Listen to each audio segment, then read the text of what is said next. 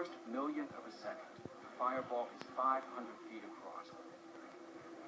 Within 10 seconds, it would grow to over 1 mile. The temperature would rise to 20 million degrees Fahrenheit hotter than the surface of the sun. The blast would generate winds in excess of 650 miles an hour. Forces of that magnitude can destroy anything that people can build. Strongest buildings would be reduced to rubble. Tens of square blocks would just be melted, would just be evaporated. Everything would be vaporized. The buildings, the cars, the trees, the people, the upper level of the earth itself.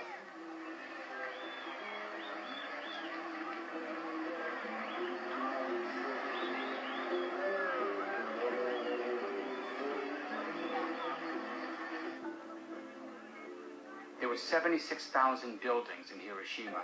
70,000 of them were destroyed. The hospitals, the fire stations, the communication equipment, the military installations, everything just flattened. The first 5 to 6 miles, virtually everyone in that 5-mile radius is going to die. Somewhere between 3 and 4 million people dead immediately in the first 5 miles. If you're lucky enough to be 8 or 9 miles away from the blast, then you would experience it as blast effects, windows being shattered. You'd have to shatter every window and turn it into hundreds of missiles flying outward from the center of the explosion at speeds more than 100 miles per hour. After the blast, it's the firestorms that would just combust everything in Everything sight. flammable would burn.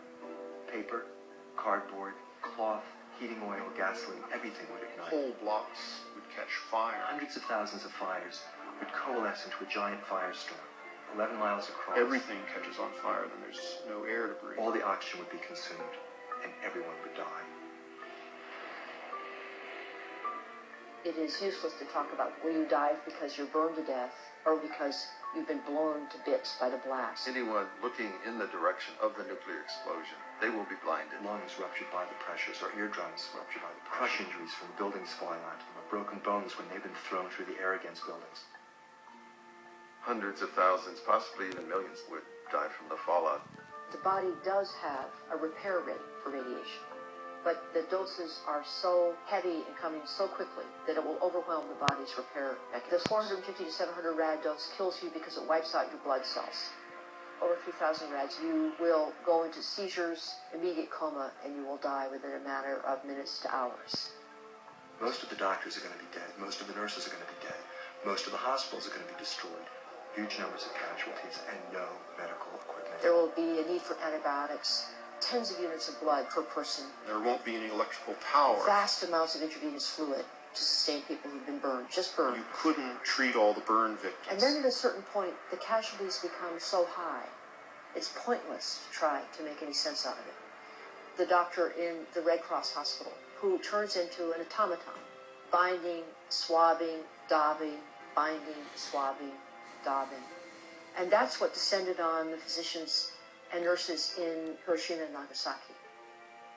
Someone would surely claim they had 10 more that were already hidden somewhere, and they'd start setting them off unless their demands were met. Every other big city is going to wonder whether they might be a target. Public panic, people fleeing major cities. You could forget about rules about search and seizure. You're going to have to be searching everywhere.